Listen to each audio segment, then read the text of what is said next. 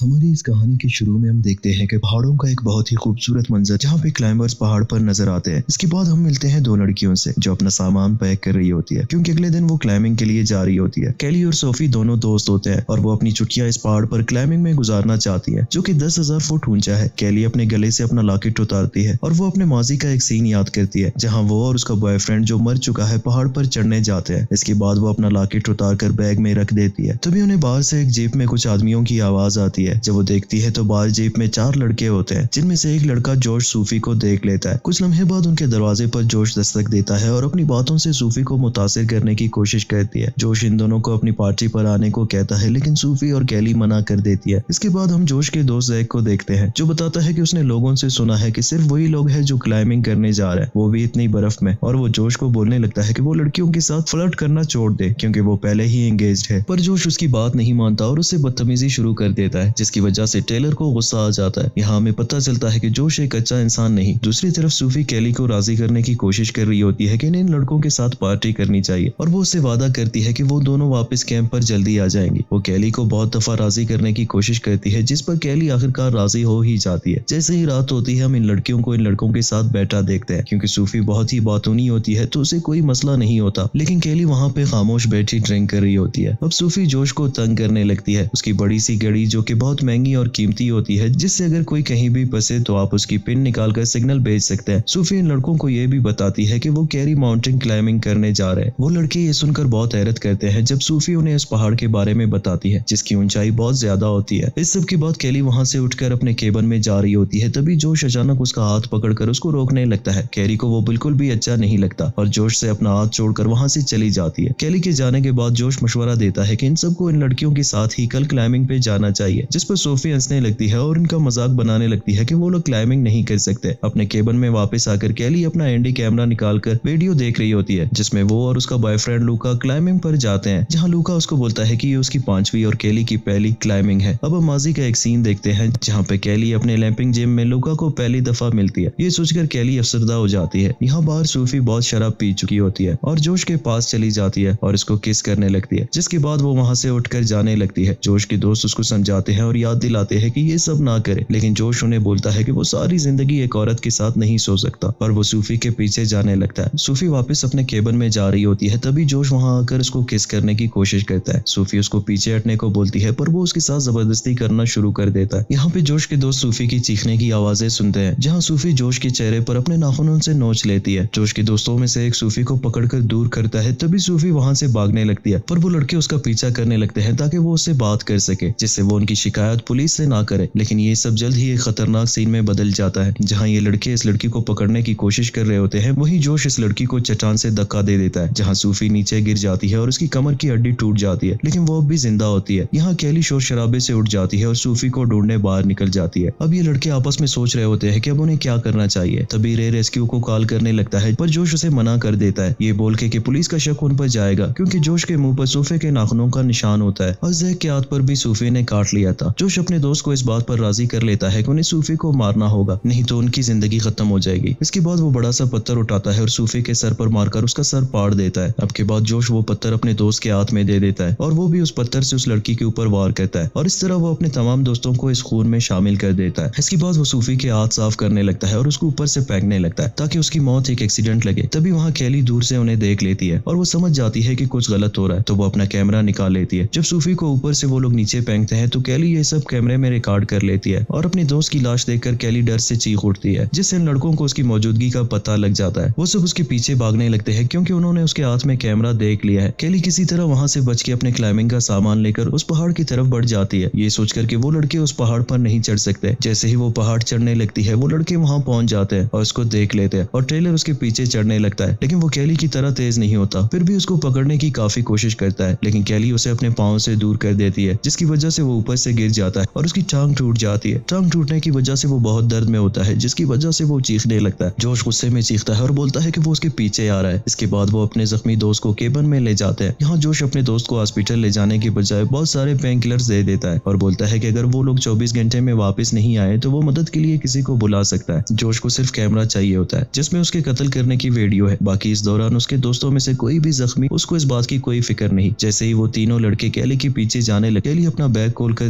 देखती है कि उसके पास क्या क्या सामान मौजूद है जो कि उसके लिए नाकाफी होता है। उसकी रस्सियां भी नीचे गिर जाती है जब टेलर उसे पकड़ने की कोशिश कर रहा था और अब उसके पास कोई मुकम्मल सामान भी नहीं होता, लेकिन उसके लिए अपनी जिंदगी को बचाना बहुत जरूरी होता है। यहाँ वो लड़के कैली का मोबाइल ढूंढ लेते हैं जो नीचे गिर जाता है। जोश वो मोबाइल रख लेता है और दोस्तों को तैयारी करने को बोलता है। जोश के जाने के बाद जैक और रे आपस में बात करने लगते हैं, जहाँ रे इन सब से बहुत शर्मिंदा होता है कि इन्होंने जो किया गलत किया। वहाँ जैक उसे याद दिलाता है कि वो सब स्कूल लाइफ से दोस्त है और किस तरह उन्होंने रे को बचाया था जब रे को स्कूल में बच्चे तंग करते थे, और वो इस सब के बदले रे को चुपचाप जोश की बात मानने का बोलता है। जब जोश काफी देर तक वापस नहीं आता तो जैक उसके पीछे जाता है और देखता है कि जोश जल्दी जल्दी केबन से वापस आ रहा है और अपने पीछे उसके आने पर गुस्सा करता है, पर वो वापस कैली के पीछे पहाड़ पर चढ़ना शुरू कर देते हैं। कैली ऊपर चढ़ते हुए खुद को पुरसुकून रखने की कोशिश करती है और वो याद करती है कि उसका बॉयफ्रेंड लूका उसको बोला करता था कि क्लाइंबिंग करते वक्त जिस्म का नहीं दिमाग का ज्यादा इस्तेमाल करना चाहिए। ये बात सोचते हुए वो ऊपर जाने लगती है। यहाँ हम देखते हैं कि वो लड़के उससे ज्यादा दूर नहीं और उनके पास कैली से ज्यादा अच्छा सामान मौजूद होता है। यहाँ कैली को और मसलों का सामना करना पड़ता है, जहाँ इसके हाथ के नजदीक एक सांप आ जाता है, लेकिन कैली वहाँ एकदम साकत रह जाती है जब तक कि सांप चला न जाए। यहाँ तक कि कैली के हाथ में ग्लव्स भी नहीं होते और फिर भी वो पहाड़ चढ़ रही होती है और अब तक कर कैली पानी पीने लगती है कि बदकिस्मती से उसके हाथ से बोतल गिरकर नीचे गिर जाती है। और यहाँ जोश कैली को मजीद परेशान करने के लिए अपनी बोतल से पानी पीकर उसको दिखाता है। कैली ये सब नजरअंदाज करके एक बार फिर ऊपर चढ़ना शुरू कर देती है। इसके बाद वो पहाड़ों में एक रस्सी लटकती देखती है जिसकी मदद से वो जल्दी आगे जा सकती है, लेकिन वो वहां तक पहुंच नहीं पा रही होती, तो वो अपने बैग को उतार कर उस रस्सी तक पहुंचने में कामयाब हो जाती है। यहाँ हम देखते हैं कि जोश और उसके दोस्तों ने पहाड़ों में एक बहुत आसान रास्ता ढूंढ लिया है जहाँ से वो कैली से भी पहले पहाड़ पर चढ़ सकते हैं। और यहाँ जोश और उसके दोस्त पहाड़ की चोटी तक पहुंच जाते हैं, जहाँ से जोश एक रस्सी नीचे फेंकता है और कैली को बताता है कि वो कैमरा इसमें बांध कर उनको दे दे तो वो उसे बिना कुछ कहे वहां से जाने देंगे। लेकिन कैली को इनके इरादों का पता होता है, तो वो इस रस्सी में कैमरे की जगह एक नोट लिख देती है, जिससे जोश को मजीद गुस्सा आ जाता है। और अब कैली के पास दूसरा कोई रास्ता ना होने की वजह से रात वही टेंट में गुजारनी पड़ती है, जिसमें उसे बहुत सारी चीजें मिलती है, जिनमें से एक चाकू उठाकर वो अपने पास रख लेती है। यहाँ हम एक साल पहले का एक सीन देखते हैं जहाँ कैली और उसका बॉयफ्रेंड इसी पहाड़ पर चढ़ रहे होते हैं, जहाँ उसका बॉयफ्रेंड उसे प्रपोज करता है, लेकिन उसी वक्त उसका बॉयफ्रेंड लूका वहां से फिसल कर गिर जाता है और उसकी मौत हो जाती है। कहानी वापस प्रेजेंट में आती है जहाँ कैली वहां रात गुजार रही होती है। तभी जोश ऊपर से एक बैग में पत्थर भरकर नीचे फेंक देता है, लेकिन खुशकिस्मती से कैली अपने आप को बचा लेती है। कुछ देर बाद उसी रात कैली उठ जाती है। यहाँ रे नीचे उतरकर उसको पकड़ने की कोशिश कर रहा होता है, लेकिन कैली वो चाकू निकालकर उस पर हमला करती है, जिसकी वजह से वो दोनों टेंट से बाहर आकर रस्सी पर लटक जाते हैं और अब जोश उन्हें ऊपर खींचना शुरू कर देता है। जैसे ही जोश कैली तक पहुंचकर उसका नेकलेस पकड़कर खींचने लगता है, तभी कैली छुरी की मदद से रस्सी काट देती है, जिसकी वजह से वो नीचे गिर जाती है, लेकिन खुशकिस्मती से वो पहाड़ में कहीं पर अटक जाती है और फिर से पहाड़ पर चढ़ जाती है, लेकिन वो टेंट नीचे गिर जाता है और अब कैली के पास ये रात ठंड में गुजारने के अलावा और चारा नहीं होता। इस सब के बावजूद कैली अपने बैग को पकड़ कर रखती है जिसमें उसका कैमरा होता है, लेकिन जोश उसके गले से वो नेकलेस उतार चुका है जिसमें उसकी अंगूठी होती है और उसके फोन की मदद से वो उसके बारे में सब कुछ पता लगा लेता है। अब जैक भी जख्मी है जो जोश को फोन करने को बोलता है ताकि कोई उनकी मदद के लिए आ सके। जोश उसकी बात मान लेता है और फोन करने के लिए वहां से चला जाता है। उसी रात जब वो तीनों सो रहे होते हैं, जैक के पास रे आ जाता है और उसे बताता है कि उसे शक है कि जोश उनसे झूठ बोल रहा है। उसने कोई कॉल नहीं की क्योंकि उसने पहले ही जोश को केबन से बाहर निकलते हुए देखा था जहाँ वो परेशान था, जिस पर उसको लगता है कि जोश ने अंदर टेलर को मार दिया होगा क्योंकि वो नहीं चाहता था कि टेलर किसी को मदद के लिए बुलाए। ये सब सोचते हुए वो दोनों इरादा करते हैं कि वो जोश की घड़ी से पिन निकाल लेंगे जिससे वो सिग्नल दे सके, लेकिन उसी वक्त जोश उठ जाता है और उन्हें धमकाने लगता है, जिसके बाद वो दोनों सो जाते हैं। कुछ देर बाद जैक जो कि जख्मी है टॉयलेट करने के लिए उठता है, लेकिन जोश उसके सर पर हमला कर देता है और उसको चट्टान से नीचे फेंक देता है। ये सब कैली अपनी आंखों से देख रही होती है। बाद में जब रे उठता है तो जोश उसे झूठ बोलता है उसने जैक को टेलर के पास भेज दिया। इसके बाद जैक जोश को बोलता है कि वो नीचे जाके कैली से बात करेगा और उससे कैमरा लेकर उसको मार देगा। और जब रे नीचे उतरने लगता है तो वो कैली को कुछ खाने को दे देता है और उससे माफी मांगता है उन सब के लिए जो उन्होंने उसके दोस्त के साथ किया। फिर वो कैली से बोलता है कि वो उसको कैमरा दे दे ताकि वो जोश को ऊपर जाकर कैमरा देकर बता सके कि उसने कैली को पहाड़ से धक्का दे दिया है। यहाँ कैली रे को बताती है कि जोश ने जैक को भी मार दिया है क्योंकि उसने उसे नीचे फेंकते हुए देख लिया था। रे उसकी बात पर भरोसा नहीं करता, पर कैली फिर भी उसे बताती है कि जोश उन दोनों को मार देगा चाहे कुछ भी हो जाए। इसके बाद वो दोनों एक प्लान बनाते हैं जिसमें रे कैमरा लेकर जोश के पास चला जाता है। जब जोश कैमरा चेक करता है तो वो देखता है कि उसका मेमोरी कार्ड गायब है। तभी उसी वक्त रे टेलर को फोन करता है, लेकिन ये देखकर चौंक जाता है कि टेलर के फोन की आवाज जोश की जेब से आती है। जब जोश रंगे हाथों पकड़ा जाता है तो वो दोनों एक दूसरे पर हमला करते हैं। बदकिस्मती से जोश रे को मारने में कामयाब हो जाता है और उसको आग लगाकर खत्म कर देता है। यहाँ कैली को वो छुरी नजर आती है जो उससे ज्यादा दूर नहीं होती, तो वो संभल कर आगे बढ़कर उसको उठाने में कामयाब हो जाती है, जहाँ वो एक शाम को गार में जाते हुए देखती है जिससे उसको एक नया आइडिया मिल जाता है। जब जोश नीचे उतरकर कैली से मेमोरी कार्ड के बारे में पूछता पूछता है तो केली उसको बोलती है कि कार्ड उसके बैग में है जो गार के अंदर है। पर जब वो मेमोरी कार्ड उठाने के लिए अपना हाथ गार में डालता है तो वो सांप उसको काट लेता है। केली अपनी पूरी ताकत से उससे लड़ती है। जोश अब भी एक पत्थर के सहारे लटक रहा होता है तो केली उसके पास जाके अपना नेकलेस लेने में कामयाब हो जाती है और उसके बाद वो उसकी घड़ी में से पिन निकाल देती है जिससे उसी वक्त सिग्नल चला जाता है। अब बारी थी केली की अपनी आखिरी चाल चलने की जिससे जोश की पकड़ छूट जाती है और वो नीचे गिरकर मर जाता है। केली अब पुरसुकून हो जाती है क्योंकि अब खतरा टल चुका है और उसके पास अपनी अंगूठी भी है और उस मेमोरी में सारे सबूत भी। आखिर में हम देखते हैं कि केली पहाड़ के ऊपर चढ़ जाती है और तभी वहां हेलीकॉप्टर की आवाज आने लगती है। इसके साथ ही हमारी कहानी यहाँ पे खत्म हो जाती है।